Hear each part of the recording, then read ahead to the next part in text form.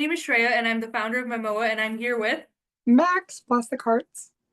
oh my gosh, we're so excited to get into this with you today. So I see an amazing doll background as well. So tell us, how did you get into collecting dolls and also collecting toys in general? Okay, so I've always had Monster High, or I've always had Barbie and LPS growing up. But when I really started like actually collecting dolls and like feeling like a collector was when I was 5 years old and I was watching the Monster High webisodes. I got on Monster High through, the online series and other people's collections and all of that stuff. And I got my first Monster High doll. It was my fifth birthday. It was 2010 at Loon Beach Lagoona Lore, and I have that doll in my collection now. And ever since then, I've just been collecting Monster High. I've been getting them as presents as a little kid. And then I stopped collecting for like a good 5 years during like the doll drought that we all know. And I picked it back up in 2020 with COVID, and I've been collecting ever since. That's amazing. So that's, we always talk about Momoa, the huge nostalgia components. I'm sure that's a played a big part in collecting for you. Yeah, like okay, having my childhood collection is a very fortunate thing I'm able to have because I know a lot of people like don't have that as collectors. So it really keeps me engaged with my collection is seeing the dolls I had from forever ago and seeing them still here and still standing. That may be a little bit struggle bus, but they're still here. And that's my favorite collection is my Monster High collection just because again the nostalgia.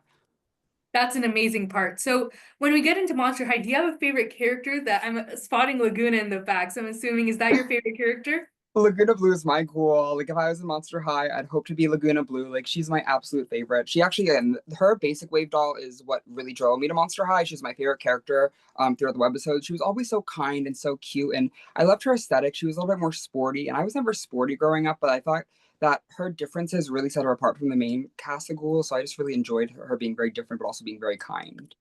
Yeah, I think a big part of Monster High, and we were talking about this when we had Garrett on, was like how Monster High lets you embrace your individuality and your uniqueness. And has that played a role in your collecting at all, or just your journey?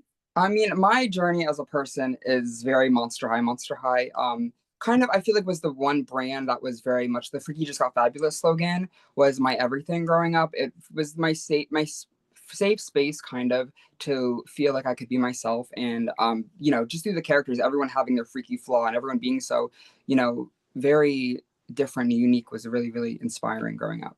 It's not like the blonde Barbies. Sorry. Yeah, nothing against them, but No. I love that too. I really like Batsy Claro because she's green and my like favorite color is green, so everything I collect is green. So that's my Yeah. little collector's quirk.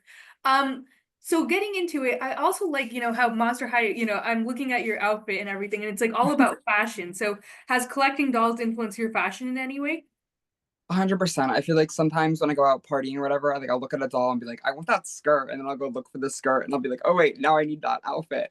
I definitely like to try to incorporate dolls with my clothes sometimes. Like I have Monster High merchandise that I wear. I love to make little necklaces and bracelets right now with like Monster High slogans and stuff. So I kind of like, I think it definitely does play a part in my fashion right now.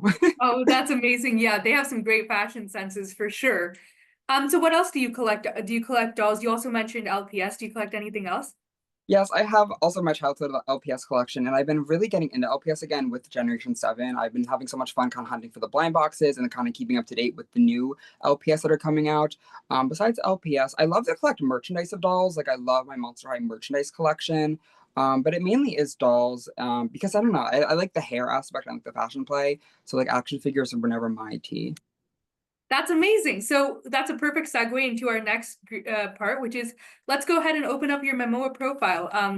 I've been seeing so many amazing things, so we can dive right into it.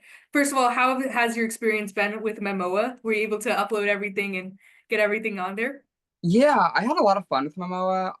It was my first time using it, and I've heard about it a little bit before, but taking time to really sit down with the dolls is really cool, and I love to be able to share my story with it. That's amazing. Yeah. So first, we'll go into your cheapest finds collection. Do you want to tell us more about it? Yeah, so okay, I love secondhand dolls as much as I love getting the new ones. I really did start my channel on trying to advocate for everyone is able to collect. I get comments all the time about like, I wish I had your collection, I just don't have the money for it. And I wanted to make this little part of my Momoa profile the highlight an aspect of thrifting and flea market and secondhand apps that you can buy the dolls you want and love for the cheapest prices possible. Yeah. And speaking of, you have some great, dolls. I'm surprised you got these ever after high dolls in a flea market. Those are kind of rare, is what I've heard. Yeah. Yeah, I mean, these ones are specifically a little bit harder to find because they're the first batch. They have the faded eyebrows, and I was really gagged about that. These are also my two favorite characters. Maddie Hatter and Briar are just so beautiful. So having them for so cheap was a really fun find. That's so great. And you also have Novi Stars, which I know is an underrated doll line, but I'm happy for you to talk more about it. We love Novi Stars here. Yeah, I love Nobizars. It's just like hard for me to like think about them because if I think about them, then I'm gonna like look for them on eBay. And you know, the eBay prices are like literally hundreds and hundreds. So this Mhm. doll was $1. My dad found her at the flea market for me, actually. He found her first. And I was like, wait, he thought it was a Monster High doll at first. And I was like, wait, that's really cool. And then I look up like after I bought her, she's like 70, $80 on eBay. I'm like, oh my God, I'm lucky. Oh my gosh, that's such a, and it's always like where you least expect it, you know? That's the big Yeah. thing. Like it'll be a find when you like, just weren't expecting it. And I'm really, really happy that you're talking about this because unfortunately in the community we see a lot of reselling and scalping and people really taking advantage and just completely focusing on the monetary value of the dolls and not the secondhand prices and just like the ability to share a gift with each other. And again, that's why at Momoa we keep track of prices because it's like you don't need to be spending hundreds and hundreds of dollars on a fresh release. Yeah.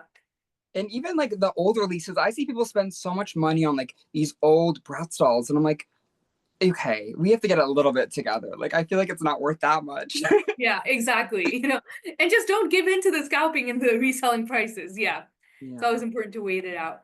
Speaking of not speaking of, but like Pink Perfection collection, I love this. So some of these I observe are custom. So did you make the outfit for this or did you put it together? Okay, so my Spade Laguna was a restyle. It is mostly OMG clothes. I think it's rainbow high shoes and some like Bratz pieces. But I did restyle her. And I did her hair, and that was really, really fun. She has this gorgeous long hair. It's so much fun to play with. If you get Spade Laguna, like I know you're more of a green diva, but like she, Get into the pink, exactly. Yeah. yes, just a And little playing bit. with doll hair is so fun too. And then I also noticed you have Casey and Kristen, who I think are the Tweevils, if I'm not mistaken. Yeah, they are the Yeah. Tweevils. Yeah. That's Yeah. super cool. Do you have a Yeah. favorite of your pink perfections? It's always gonna be Laguna. Spade Laguna so far. It's my It's favorite. not gonna be anything else. Okay. I love that. I love that. And then when we go over to, me in doll form, I kind of when I saw the name of this collection, I was like, I'm intrigued. What does this mean? And yeah, are these like, dolls that represent you in a sense? These are like if I could be melted into plastic, these is again what I would hope to come out of that plastic bits.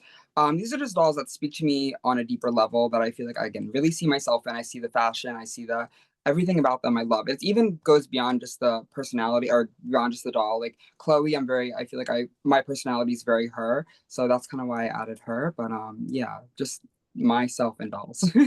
Yes, I love that. And this Chloe is gorgeous, by the way. And then, we go into your Laguna shrine. So you talked about why Laguna was your favorite, and it's so cute. But do you have a favorite Laguna of all time if you had to choose one? Like it's 100% always gonna be her basic wave for me. That's just my favorite whenever I have all the little merch I can. I remember just seeing her again when I was really young and just really connecting to her and her fashion. And I even sat down, I really didn't understand why I loved her so much, but I sat down today and I was writing my Momoa post about her because she had to be on my Momoa profile. And I felt like very like connected to her. I had a very deep conversation with myself through the app about her, and I kind of deconstructed why she's my favorite. And it always just kind of comes down to her breaking the fashion norm. She was wearing flip flops and shorts, and I thought that was very different from the main cast. So I just felt very connected to her. I always will be. Yeah, I'm so glad you're able to relive the connection through Memoa. When you look at the homepage, there's always new collections being added, but being able to see what, different collecting items, mean to different people, oh, that's always so fun and makes our, job worth it. So speaking of the community, we have a big community on Memoa, but how have you found the collecting community and you have your own community with your, channel and your followers. So how has that been? It was, I mean, it's really crazy. I feel like when I first started, I was on adult Instagram. That was kind of the first thing that I found. And then when Monster High was rebooting, I got on adult Twitter and I've met so many cool, amazing friends through the platform. I've met some of my best friends here. It's really cool because I think there is a lot of bad people in the doll community. There's definitely a lot of drama sometimes, but I think beyond that and getting past that, like whatever, there's a lot of people who just care about dolls, and that's what really matters. Once you get someone who's passionate about something you're passionate about, it really just makes the difference.